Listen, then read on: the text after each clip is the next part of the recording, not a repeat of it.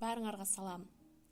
Кыргызстанда көп адам мектептен бери англисче окуп келет. Бирок дагы деле көбү London is the capital of Great Britain деңгээлинде калып калат. Эмне үчүн мындай болот? Эгер сен алардын арасында болсоң, бул видео сен үчүн.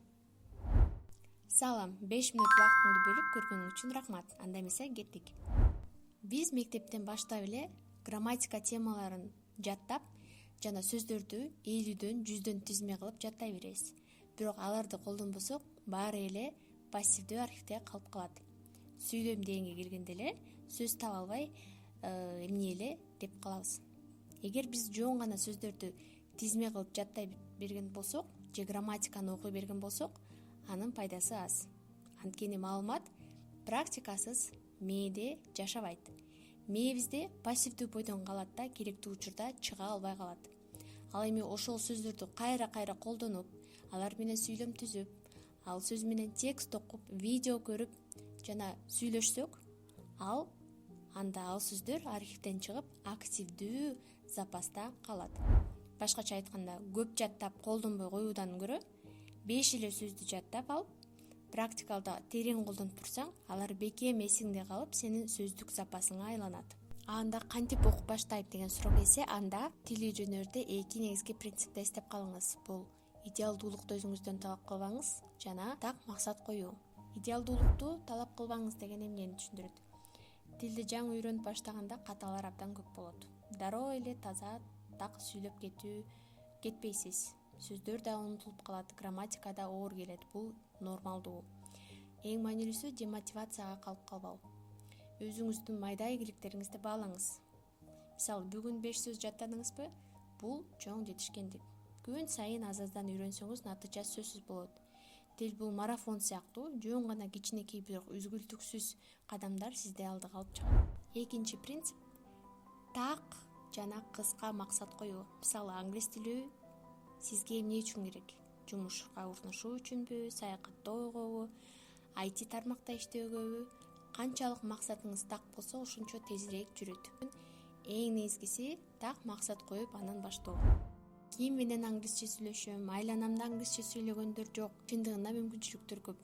Практика мүмкүнчүлүгү өзүңүз түзүп алсаңыз болот. Алардын бири, мисалы, туристтер менен кичине болсо да сүйлөшүп көрүңүз. Онлайн клубтарга кошулсаңыз болот. Чет өлкөдөн келген волонтерлор болобу, же жасалма интеллект менен практика кылып көрүңүз. Биринчи жол бул гид болуп иштесеңиз болот. Сиз өз шаарыңызды жакшы билсеңиз, чет өлкөлүк туристтерге шаарды көрсөтүп, ошондой эле англис тилинде сүйлөшүп практика жасай аласыз. Экинчи эң кызыктуу жол бул Couchsurfing сайты аркылуу. Бул сайт же уюлдук телефонго тиркемесин көчүрүп алсаңыз болот. Бул атайын платформа. Ал жерде сиз профиль ачасыз, чет өлкөдөн келген саякатчыларды үйүңүзгө коноктосоңуз болот. Алар менен баарлашып, англис тилин практика кылып, жаңы досторду табасыз. Бул жерде жоон гана тил практикасы эмес, чоң маданий алмашуу жүрөт. Экинчи сонун мүмкүнчүлүк англис тилин жасалма интеллект менен практика кылуу. Мисалы, Google'га AI Speaking English деп жазсаңыз, ар түрдүү бекер сайттар чыгат. Ошол жерден өзүңүзгө жаккан тема жана деңгээл тандап, микрофон аркылуу жооп бересиз. Бул укмада сизди виртуалдуу мугалим угат, суроолорду берет, катаңызды оңдойт.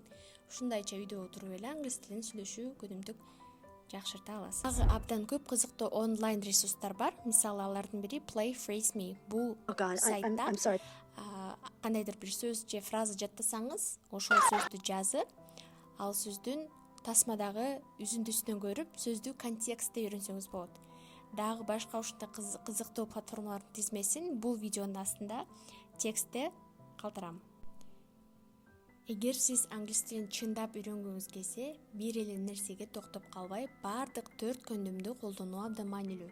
Көндүм деген эмне? Мисалы, сүйлөө, угуу, сөздөрдү жана грамматиканы үйрөнүп, дароо алар менен сүйлөп көрүңүз. Анан угуу көндүмү. Тилди угууда түшүнүү, текстти окууда окуп билүү жана ал сөздү жазып билүү. Мисалы, эгер 4 көндүмдү тең колдонбосоңуз, билимиңиз навыкка же мындай айтканда көндүмгө, практикага айланбайт, мээңизде пассивдүү бойдон кала берет. Мисалы, сиз максат койдуңуз: банк жана документ таныштуу сөздөрдү жаттап калуу. Бул күнүмдүк жашоодо колдонулуучу сөздөрдү жаттоо. Андан кийин банкка баруу темасына тиешелүү 5 оңой сөздү өзүңүзгө жазып аласыз, тизме түзүп аласыз. Мисалы, account, эсеп, utilities bill, a card account, эсеп, working days, иш күн жана башка. Андан кийин жазуу көндүмүндө жазуу аркылуу ал сөздү эстеп калууга аракет кыласыз. Мисалы, account, эсеп деген сөз менен сүйлөм түзөсүз. I don't have a bank account. Эсеп жок банкта. I have account in a bank. Менде банкта эсебим бар.